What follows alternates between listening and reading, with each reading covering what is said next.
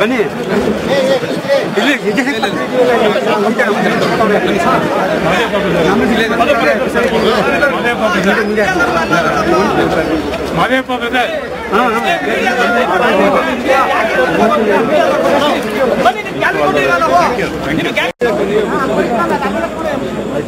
ಇವತ್ತು ವಿದ್ಯುಕ್ತವಾಗಿ ಕಾಂಗ್ರೆಸ್ ಜೆಡಿಎಸ್ ಪಕ್ಷದ ಹೊಂದಾಣಿಕೆ ಅಭ್ಯರ್ಥಿಯಾಗಿ ಮೈಸೂರು ಕೊಡಗು ಲೋಕಸಭಾ ಕ್ಷೇತ್ರಕ್ಕೆ ಉಮೇದುವಾರಿಕೆಯನ್ನು ರಾಜ್ಯದ ಮಾಜಿ ಉಪಮುಖ್ಯಮಂತ್ರಿಗಳು ಕಾಂಗ್ರೆಸ್ ಪಕ್ಷದ ಸಿದ್ದರಾಮಯ್ಯನವರು, ಕಾಂಗ್ರೆಸ್ ಪಕ್ಷದ ಅಧ್ಯಕ್ಷರಾದಂಥ ದಿನೇಶ್ ಗುಂಡೂರಾವ್ ಅವರು ಮತ್ತು ಕೊಡಗು ಜಿಲ್ಲೆಯ ಉಸ್ತುವಾರಿ ಸಚಿವರು, ಜೆಡಿಎಸ್ನ ಮುಖಂಡರು, ಆತ್ಮೀಯ ಗೆಳೆಯರಾದಂಥ ಆರ್ ಮಹೇಶ್ ಅವರು, ಶಾಸಕರಾದಂಥ ಶೇಟ್ ಅವರು,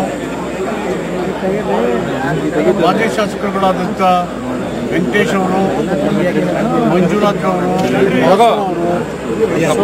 ಸೋಮಶೇಖರ್ ಅವರು, ಪ್ರೊಫೆಸರ್ ರಂಗಪ್ಪ ಅವರು ಮತ್ತು ಎರಡೂ ಪಕ್ಷಗಳ ಜಿಲ್ಲೆಯ ಗ್ರಾಮೀಣ ಮತ್ತು ನಗರದ ಅಧ್ಯಕ್ಷರುಗಳು, ಎರಡೂ ಪಕ್ಷಗಳ ಕಾರ್ಪೊರೇಟರ್ಗಳು, ಎರಡೂ ಪಕ್ಷಗಳ ವಿವಿಧ ಸ್ಥಳೀಯ ಪ್ರತಿನಿಧಿಗಳು, ಪದಾಧಿಕಾರಿಗಳು, ಕಾರ್ಯಕರ್ತರು ಒಗ್ಗಟ್ಟಾಗಿ ಹುಮ್ಮಸ್ಸಿನಿಂದ ಕೋಟೆ ಆಂಜನೇಯ ಸ್ವಾಮಿ ದೇವಸ್ಥಾನದಿಂದ ಜಂಟಿಯಾಗಿ ವಿದ್ಯುಕ್ತವಾಗಿ ಅವರು ನಂಬಿಕೆ ಇಟ್ಟಿರ್ತಕ್ಕಂಥ ದೇವರನ್ನು ಸ್ಮರಣೆ ಮಾಡಿಕೊಂಡು ಮೆರವಣಿಗೆಯಲ್ಲಿ ಒಂದು ನಾಮಪತ್ರವನ್ನು, ಎರಡು ಸೆಟ್ಟಿನ ನಾಮಪತ್ರವನ್ನು ಸಲ್ಲಿಸಿದ್ದೇವೆ.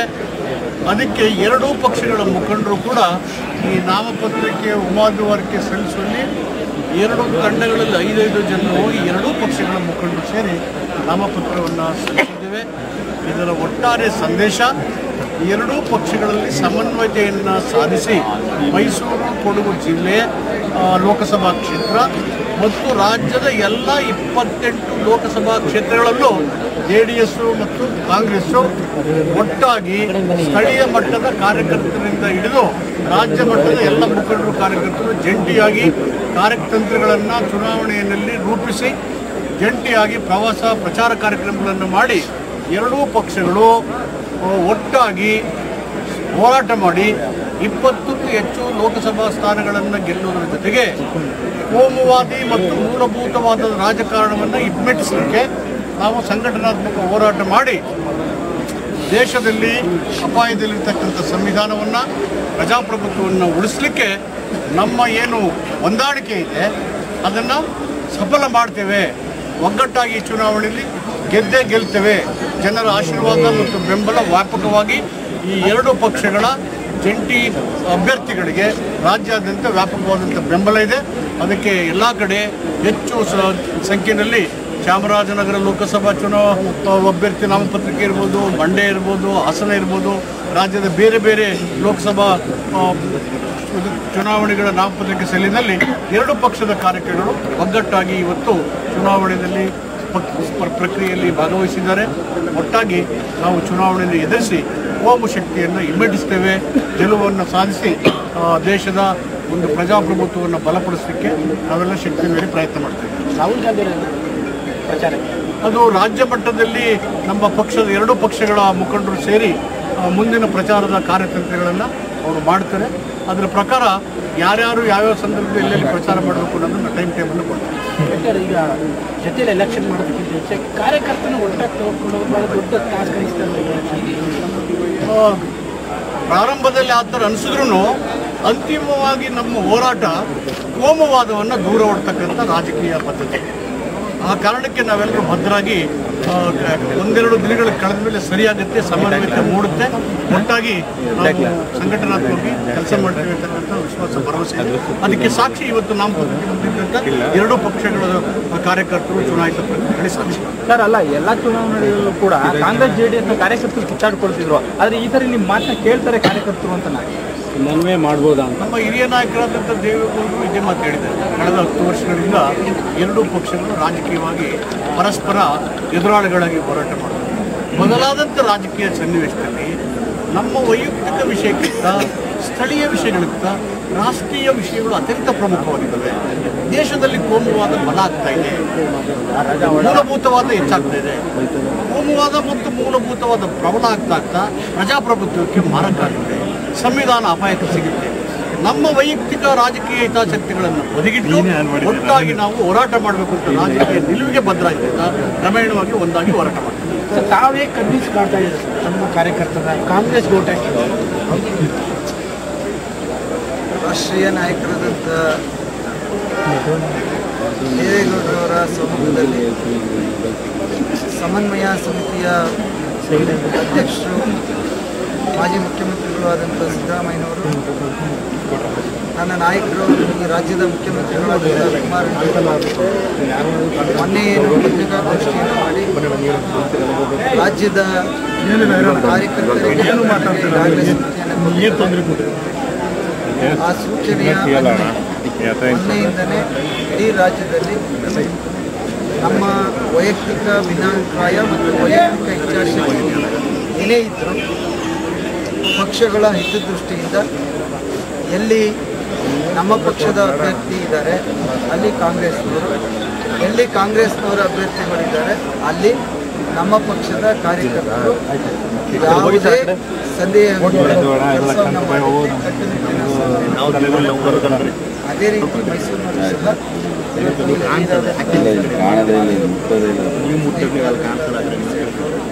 ಮತ್ತು ನಮ್ಮ ಮಾಜಿ ಶಾಸಕ ಸೋಮಶೇಖರ್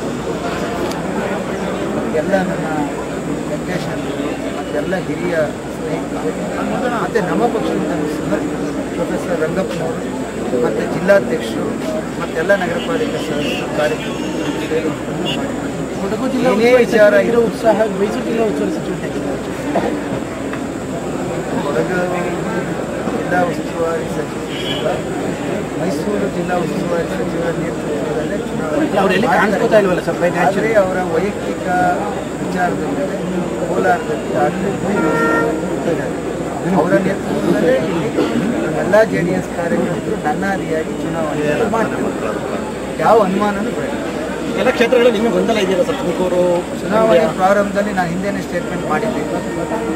6 ವರ್ಷಗಳಿಂದ ಬಂದಿರತಕ್ಕಂಥ ವಿನಾಯಿತಿ ಅವೆಲ್ಲವನ್ನು ಮಕ್ಕಳು ಪಕ್ಷದ ಹಿತದೃಷ್ಟಿಯಿಂದ ಈ ರಾಷ್ಟ್ರದ ಹಿತದೃಷ್ಟಿಯಿಂದ ನಾವು ಎಲ್ಲರೂ ಕೆಲಸವನ್ನು ತಲೆಮಟ್ಟಿಗೆ ಸರ್, ಅಲ್ಲ, ನಿಮ್ಮ ಮಾತನಾಡ್ತಾ ಈಗ ಮಂಡ್ಯದಲ್ಲಿ ಕಾಂಗ್ರೆಸ್ನವರು ನಿಮಗೆ ಸಹಕಾರ ಕೊಡ್ತಾರೆ ಅಂತ JDS ಮೊನ್ನೆ ಹಿರಿಯರಾದಂಥ ಸಿದ್ದರಾಮಯ್ಯನವರು ಹೇಳಿದಾರಲ್ಲ, ನಂಬಿಕೆ ಮೇಲೆ ವಿಶ್ವಾಸ ಇರಬೇಕು, ನಂಬಿಕೆ ಮೇಲೆ ವಿಶ್ವಾಸ ಮಾಡ್ತಾ ಇದ್ದೀವಿ. ಈಗ ಅಲ್ಲೂ ಸಹ ಆ ಹಿಂದಿನ ಪರಿಸ್ಥಿತಿಗಿಂತ ಈಗಿನ ಪರಿಸ್ಥಿತಿ ಬದಲಾವಣೆ ಆಗ್ತಾ ಇದೆ.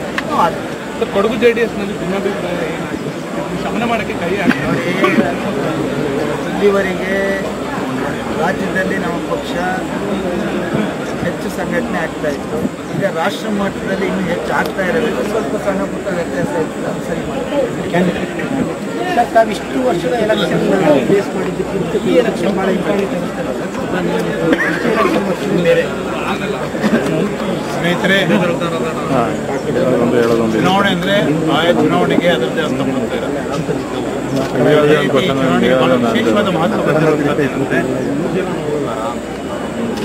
ಎರಡು ಪಕ್ಷಗಳು ಒಂದಾಗಿದೆ. ಅದರಲ್ಲಿ ಕೂಡ ಇಲ್ಲಿಂದ ಹಿಡಿದು ತುಮಕೂರಿಗೆ ಕೂಡ ಭಾರತೀಯ ಜನತಾ ಪಾರ್ಟಿ ಅದಕ್ಕೆ ಎಷ್ಟು ಶಕ್ತಿ ಇದೆ ಅಂತ ನಿಮ್ಗೆ ಭಾಳ ಸ್ಪಷ್ಟವಾಗಿ ಗೊತ್ತಿದೆ. ಇಲ್ಲಿರುವಂಥದ್ದು ಇಲ್ಲಿಂದ ಹಿಡಿದು ಕೋಲಾರವರೆಗೂ ಕೂಡ ಅಥವಾ ತುಮಕೂರವರೆಗೂ ಕೂಡ ಒಂದು ಕಾಂಗ್ರೆಸ್ ಅತ್ಯಂತ ಬೇರು ಮಟ್ಟದಲ್ಲಿ ಬೆಳೆದಿರುವಂಥದ್ದು ನಾವು ಕಾಣ್ತೇವೆ. ಇನ್ನೊಂದು ಕಡೆಗೆ ಜನತಾದಳ ಅಷ್ಟೇ ಪ್ರಭಾವಿಯಾಗಿ ಇಲ್ಲಿ ಬೆಳೆದು ಕೆಲಸ ಮಾಡ್ತಿರುವಂಥದ್ದು ನಮ್ಮ ಕಣ್ಣಿಗೆ ಕಾಣುತ್ತೆ. ಈ ರೀತಿ ಒಂದು ಭಾಗದಲ್ಲಿ ಹಳೆ ಮೈಸೂರು ಪ್ರಾಂತ್ಯದಲ್ಲಿ ಅತ್ಯಂತ ಪ್ರಬಲವಾಗಿ ಬೆಳೆದಿರುವಂಥ ಎರಡು ಪಾರ್ಟಿಗಳು ಒಂದಾಗಿ ಇಲ್ಲಿ ಚುನಾವಣೆಗೆ ಹೋಗ್ತಾರೆ. ಒಂದಾಗಿರುವಂಥದ್ದು ಮೈಸೂರು ಕೊಡಗು ಲೋಕಸಭಾ ಕ್ಷೇತ್ರಕ್ಕೆ ಮಾತ್ರ ಅಲ್ಲ, ಇಡೀ ರಾಜ್ಯದಲ್ಲಿ ಈ ರೀತಿ ಒಂದಾಗಿ ಸೀಟುಗಳ ಹಂಚಿಕೆಯನ್ನು ಮಾಡಿಕೊಂಡು ಚುನಾವಣೆ ಎದುರಿಸ್ತಾ ಇರುವಂಥದ್ದನ್ನು ನಾವು ಕಾಣ್ತೇವೆ. ಈ ರೀತಿ ಮೈತ್ರಿ ಎನ್ನುವಂಥದ್ದು ಕರ್ನಾಟಕಕ್ಕೆ ಮಾತ್ರ ಸೀಮಿತ ಆಗಿಲ್ಲ, ಸೆಕ್ಯುಲರ್ ಫೋರ್ಸ್ ಒಂದಾಗಬೇಕು, ಜಾತ್ಯತೀತ ಶಕ್ತಿಗಳು ದೇಶದಲ್ಲಿ ಅಧಿಕಾರಕ್ಕೆ ಬರಬೇಕು ಅನ್ನೋ ಕಾರಣಕ್ಕೆ ಕಾಂಗ್ರೆಸ್ ಎಲ್ಲ ಈ ರೀತಿಯ ಪ್ರಾದೇಶಿಕ ಪಕ್ಷಗಳ ಜೊತೆಯಲ್ಲಿ ಹೊಂದಾಣಿಕೆಯನ್ನು ಮಾಡಿಕೊಂಡು ಚುನಾವಣೆ ಎದುರಿಸ್ತಾ ಇರುವಂಥದ್ದನ್ನು ನಾವು ಕಾಣ್ತೇವೆ. ಈ ಕಾಲಘಟ್ಟದಲ್ಲಿ ಕರ್ನಾಟಕದಲ್ಲಿ ಸೀಟುಗಳ ಹಂಚಿಕೆ ಆಗಿರುವಂಥ ಸಂದರ್ಭದಲ್ಲಿ ಮೈಸೂರು ಕೊಡಗು ಲೋಕಸಭಾ ಕ್ಷೇತ್ರ JDS ಇವತ್ತು ಕಾಂಗ್ರೆಸ್ಗೆ ಬಿಟ್ಟುಕೊಟ್ಟಿದೆ. ಅದರ ಪರಿಣಾಮ ಇವತ್ತು ಕಾಂಗ್ರೆಸ್ ಮತ್ತು JDS ಮೈತ್ರಿ ಪಕ್ಷದ ಅಭ್ಯರ್ಥಿಯಾಗಿ ಚುನಾವಣೆ ಕಣದಲ್ಲಿ ನಾಮಪತ್ರ ಸಲ್ಲಿಸುವಂಥ ಸೌಭಾಗ್ಯ ನನಗೆ ಲಭ್ಯ ಆಗಿದೆ ಅನ್ನುವಂಥದ್ದನ್ನು ತಮಗೆ ಮದ್ದತು ಮಾಡಲಿಕ್ಕೆ ಬಯಸ್ತಿದ್ದಾರೆ. ಅದರಲ್ಲಿ ಕೂಡ ಇಲ್ಲಿ ಕಾಂಗ್ರೆಸ್ ಮತ್ತು JDS ಒಂದಾದ ಮೇಲೆ ಇಲ್ಲಿ ಚುನಾವಣೆ ಇದೆ, ಹೋರಾಟ ಇದೆ, ಇದು ನನಗೆ ಅನ್ನಿಸ್ತಾನೇ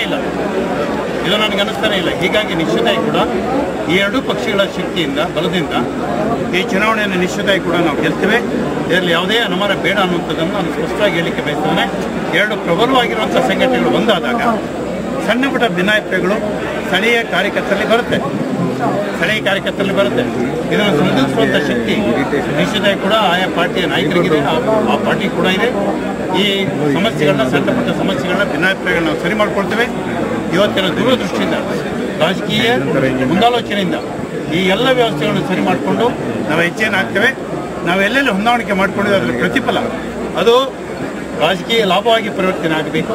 ಕನಿಷ್ಠ 20 ಸ್ಥಾನಗಳನ್ನು ಕರ್ನಾಟಕದಲ್ಲಿ ನಾವು ಗೆಲ್ತೀವಿ ಅನ್ನುವಂಥ ಮಾತನ್ನು ಈ ಸಮಯದಲ್ಲಿ ನಾನು ಹೇಳಲಿಕ್ಕೆ ಬಯಸ್ತೇನೆ.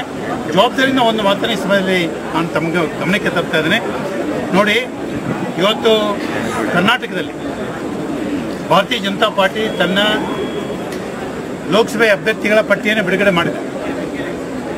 ಕಳೆದ ಸಾರಿ ನೀವು ನೋಡಿದಾಗಲೂ ಕೂಡ 28 ಲೋಕಸಭಾ ಕ್ಷೇತ್ರಗಳಲ್ಲಿ ಮೈಸೂರು ಒಂದು ಮಾತ್ರ ಹಿಂದುಳಿದ ವರ್ಗಕ್ಕೆ ಕೊಡ್ತಾ ಇದ್ರು. ಅದನ್ನು ಕೂಡ ಕಳೆದ ಸಾರಿ ಅದರಿಂದನೂ ಕೂಡ ವಂಚಿತರನ್ನಾಗಿ ಮಾಡಿರುವಂಥದ್ದನ್ನು ನಾವು ಕಾಣ್ತಾ ಇದ್ದೀವಿ. ಒಂದೇ ಒಂದು ಸ್ಥಾನವನ್ನು ಕೊಟ್ಟಿಲ್ಲ. ಹಿಂದುಳಿದ ವರ್ಗವು ಕೂಡ ರಾಜ್ಯದಲ್ಲಿ 33% ಭಾಗ ಇದೆ. ಇವರಿಗೆ ಹಿಂದುಳಿದ ವರ್ಗದವರ ಮತ ಬೇಕು, ಅವರ ಸಹಕಾರ ಬೇಕು, ಅವರ ಬೆಂಬಲ ಬೇಕು. ಹಿಂದುಳಿದ ವರ್ಗ 33% ಭಾಗ ಇದೆ. ಅಲ್ಪಸಂಖ್ಯಾತರು 15 ಭಾಗ ಇದ್ದಾರೆ. ಮುಸಲ್ಮಾನರು 12, ಕ್ರಿಶ್ಚಿಯನ್ರು 3, ಜೈನರು ಸೇರಿದ್ದಾರೆ, ಇದರಲ್ಲಿ ಪಾರ್ಸಿಗಳು ಸೇರಿದ್ದಾರೆ. ಈ 15 ಭಾಗ ಅಲ್ಪಸಂಖ್ಯಾತರು ಏನಿದ್ದಾರೆ, 33 ಭಾಗ ಏನು OBC ಇದೆ ಹಿಂದುಳಿದ ವರ್ಗ, ಎರಡು ಸೇರಿದರೆ 48% ಆಗುತ್ತೆ. 48% ಜನಸಂಖ್ಯೆ ಇರುವಂಥ ಜನಕ್ಕೆ ಕರ್ನಾಟಕದಲ್ಲಿ ಭಾರತೀಯ ಜನತಾ ಪಾರ್ಟಿ ಒಂದೇ ಒಂದು ಸ್ಥಾನವನ್ನು ಕೊಟ್ಟಿಲ್ಲ. ಇದನ್ನು ಅತ್ಯಂತ ಗಂಭೀರವಾಗಿ ನಾವು ಪರಿಗಣಿಸಬೇಕಾಗ್ತದೆ. ಅಂದರೆ ಪಕ್ಷಪಾತವನ್ನು ಇಲ್ಲಿ ನಾವು ಬಹಳ ಸ್ಪಷ್ಟವಾಗಿ ನಾವು ಕಾಣಲಿಕ್ಕೆ ಸಾಧ್ಯ ಇದೆ. ಹೀಗಾಗಿ ಪಾರ್ಟಿ ಹಿಂದುಳಿದ ವರ್ಗದ ವಿರೋಧ ಪಾರ್ಟಿ ಅನ್ನುವಂಥ ಹಣೆಪಟ್ಟಿಯನ್ನು ಕಟ್ಕೊಳ್ತಾ ಇದೆ. ಅಲ್ಪಸಂಖ್ಯಾತ ವಿರೋಧಿ ಪಾರ್ಟಿ ಅನ್ನುವಂಥ ಹಣೆಪಟ್ಟಿಯನ್ನು ಕಟ್ಕೊಳ್ತಾ ಇದೆ. ಎಲ್ಲಿ ಪ್ರಾತಿನಿಧ್ಯವನ್ನು ನೀವು ಕೊಟ್ಟಿದ್ದೀರಿ ಅನ್ನುವಂಥದ್ದನ್ನು ರಾಜ್ಯದ ಜನತೆಗೆ ಈ ಚುನಾವಣಾ ಕಾಲಘಟ್ಟದಲ್ಲಿ ನೀವು ಉತ್ತರಿಸಬೇಕಾಗ್ತದೆ. ನೀವು ಸಾಮಾಜಿಕ ನ್ಯಾಯದ ವಿರೋಧವಾಗಿದ್ದೀರಿ ಅನ್ನುವಂಥದ್ದನ್ನು ಬಹಳ ಸ್ಪಷ್ಟವಾಗಿ ನಾವು ಎದೆ ಎತ್ತಿ ಹೇಳಬೇಕಾಗ್ತದೆ. ಇದೊಂದು ಪಾರ್ಟಿ, ಇದು ರಾಷ್ಟ್ರೀಯ ಪಾರ್ಟಿ ಅಲ್ಲ, ಇದು ಹಿಂದುಳಿದ ವರ್ಗದ ಅಲ್ಪಸಂಖ್ಯಾತರ ವಿರೋಧಿ ಜೊತೆಗೆ ಸಾಮಾಜಿಕ ನ್ಯಾಯದ ವಿರೋಧಿ. ಈ ಮಾತನ್ನು ಬಹಳ ಸ್ಪಷ್ಟವಾಗಿ ನಾವು ಹೇಳಬೇಕಾಗ್ತದೆ ಅನ್ನುವಂಥದ್ದನ್ನು ಈ ಸಮಯದಲ್ಲಿ ನಾನು ಹೇಳಲಿಕ್ಕೆ ಬಯಸ್ತೇನೆ. ಇಲ್ಲಿ ಏನು ಎರಡು ಪಾರ್ಟಿಗಳು ಒಂದಾಗಿದೆ, ಇಲ್ಲಿ ಮೈತ್ರಿ ಧರ್ಮ ನಿಶ್ಚಿತವಾಗಿ ಕೂಡ ಪಾಲನೆ ಆಗ್ತದೆ. ಎರಡು ಪಾರ್ಟಿಯಲ್ಲಿ ಪ್ರಬುದ್ಧ ನಾಯಕರಿದ್ದಾರೆ, ಸಮರ್ಥವಾಗಿ ಚುನಾವಣೆ ನಿರ್ವಹಿಸಬೇಕಂತ ತಂತ್ರಗಳನ್ನು ರೂಪಿಸೋರಿದ್ದಾರೆ. ಈ ಸಣ್ಣ ಪುಟ್ಟ ಭಿನ್ನಾಭಿಪ್ರಾಯಗಳನ್ನ ಮರೆತಿವೆ. ಮುಂದಿನ 4 ವರ್ಷಗಳ ಕಾಲ ಕರ್ನಾಟಕದಲ್ಲಿ ಈಗ ಸದ್ಯದ ಪ್ರಸ್ತುತ ಸರ್ಕಾರ ಸುಭದ್ರವಾಗಿರ್ತದೆ. ಮುಂದಿನ ದಿನಗಳಲ್ಲಿ ಕೂಡ ರಾಷ್ಟ್ರೀಯ ಮಟ್ಟದಲ್ಲಿ ಸೆಕ್ಯುಲರ್ ಫೋರ್ಸ್, ಜಾತ್ಯತೀತ ಶಕ್ತಿಗಳು ಒಂದಾಗಿ ಕೇಂದ್ರ ಅಧಿಕಾರಕ್ಕೆ ಬರುತ್ತೆ. ಯಾವುದೇ ಕಾರಣ ಕೂಡ ಈಗಿರುವಂಥ ವ್ಯವಸ್ಥೆಯಲ್ಲಿ ಈ ವ್ಯವಸ್ಥೆಯನ್ನು ತಪ್ಪಿಸಲಿಕ್ಕೆ ಸಾಧ್ಯ ಇಲ್ಲ ಅನ್ನುವಂಥದ್ದನ್ನು ತಮ್ಮ ಗಮನಕ್ಕೆ ನಾನು ತರಲಿಕ್ಕೆ ಬಯಸ್ತೇನೆ. ಪಕ್ಷ ಸರಿಯಾಗಿತ್ತ ನೋಡಿ, ಕಳೆದ ಸಾರಿ ಕೂಡ ನೀವು 98ರಿಂದ ನೀವು ಅರ್ಥ ಮಾಡ್ಕೊಳ್ಬೇಕು.